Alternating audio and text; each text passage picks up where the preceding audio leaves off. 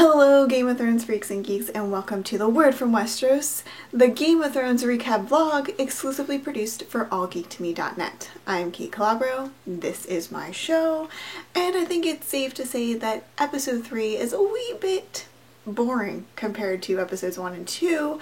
Sure, we finally get the Game of Thrones flashback that everyone's wanted, but it literally told us nothing. Jon Snow is back, he is alive, and he put his big boy pants on, but we'll talk about all that after I give you your water cooler recap of Game of Thrones Season 6, Episode 3, Oathbreaker. Sam is making his way to the Citadel when he informs Gilly that he will not be bringing her with her and will be dropping her and little Sam off at his family home. Arya finally believes that she is no one and gets her sight back. Dany finally makes it to the Temple of the Dost Khaleen, and she's not fitting in too well. Over in Meereen, they finally learn who is funding the Son of Harpy. Jaime and Cersei continue to be the most unpopular couple in all of King's Landing. King Tommen meets with the High Sparrow, who seems to be brainwashing the young king. We finally get the Tower of Joy flashback we've all wanted, except for it wasn't at the right part. And Jon Snow is back, he's alive, and he's totally done with the Watch.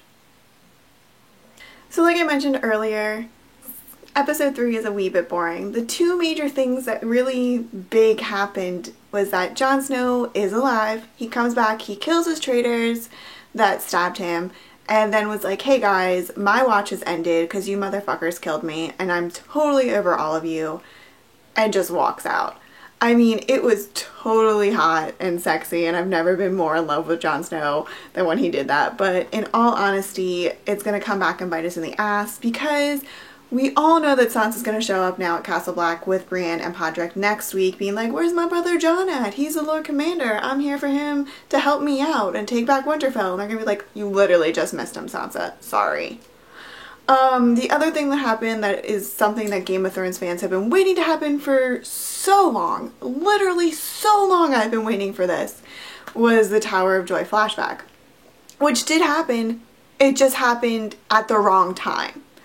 So we open up with the flashback via Bran and the Three-Eye Raven to young Ned Stark, who was quite dreamy and handsome, showing up to get his sister back from the Tower of Joy. At the Tower of Joy would be our mystery casting that everyone rumored about during hiatus, Sir Arthur Dayne, and Ned is with his posse, including Howard Reed, who is Marina, I think that Marine, whatever her name is, who's with Bran's father. So they do a little banting, and we find out that Ned Stark is not as honorable as we all think he is. I mean, he did have a bastard son, so we think. We don't know. I mean, this could have told us if Jon was really a bastard or not, but thanks a lot, Game of Thrones. And the parties fight, and it turns out that, as Bran is saying in the flashback, oh, how did my father like beat this guy? He's the best swordsman in all of Westeros. And it's because Ned really doesn't beat Arthur Dayne. Okay, Arthur Dayne kicks Ned's ass. It's just that Howard Reed comes in, or Howland Reed comes in and stabs the motherfucker in the back. So clearly no one is really honorable. Ned is not as good as we all thought he was. Ned then hears a scream coming from the tower, which would probably most likely be Lyanna Stark giving birth to a young Jon Snow. This would be the moment that we've all been waiting for. No better time would Game of Thrones have been to reveal this secret than frickin' Mother's Day. To find out that Lyanna Stark really is the mother of Jon Snow, making Rhaegar Targaryen the father, thus creating the R plus L equals J theory that fans worship, aka I worship. It's what gets me out of bed in the morning. Anyway, the bigger, I mean, since we didn't get to see Lyanna Stark, the cool thing is Bran is told that it's time to go at this point, because the Three-Eye Raven is the total freaking flashback buzzkill ever created. He just doesn't want us to find out anything. So he goes, oh, it's time to go. And Bran's like, no, I want to see what happens. I want to see who's in that tower. Let me go. So he starts to run after his father, who's going up the stairs, and he screams, father. which makes Ned Stark turn around, which is not supposed to happen. The Three-Eyed Raven has always told Bran that he cannot change the past. He has no effect, nothing will happen. But if people in the flashbacks and when Bran is watching the past can hear him, what does that mean?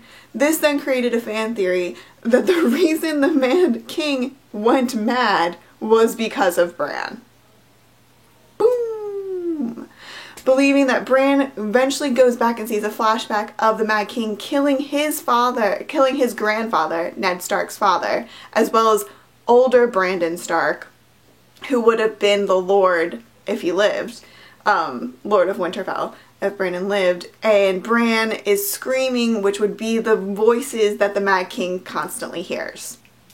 I mean, it's a pretty solid theory that probably might happen, but going back to the Tower of Joy, likely we will see the conclusion of the Tower of Joy in episode 5, which has been rumored that Bran, the synopsis says that Bran gets a life-altering, finds out something that like completely rocks his world. That's not the exact synopsis. I mean, it's Game of Thrones, they're not going to say rocks his world, but like you get the gist.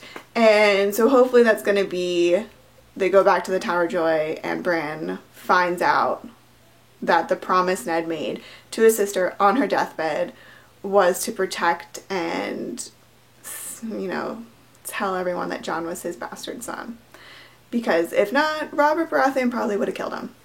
I mean, in all honesty. So, I mean, give me the freaking flashback I've wanted, Game of Thrones. For real. I've been, like, ever since the word Lyanna Stark was spoken and I read the word Lyanna Stark in Game of Thrones, the first book, I've wanted to meet this woman. She's like the Helena of Troy of Game of Thrones. She's the face that lost 1,000 ships. And I just need to know. I just need to see it. And I need her to be Jon's mom. So, that's my plead. I'm going to keep asking for it. You're going to give it to me one day. I know it. Well, that about wraps it up for this episode of The Word from Westeros. Thank you for watching, and please make sure to subscribe to All Geek to Me TV on YouTube so you never miss another episode of this show again, and also check out our other cool geeky content that you post up on the page. Following this video, you can follow the link below and check out my full recap of Game of Thrones Season 6, Episode 3, Oathbreaker over on allgeek2me.net. It is full of words and full of gifts. You can follow me on Twitter at Kate Calabro for up-to-the-minute Game of Thrones information, as well as see what else I do in my spare time. Game of Thrones airs Sundays at 9 p.m. on HBO, and until next time, remember, you either win or you die.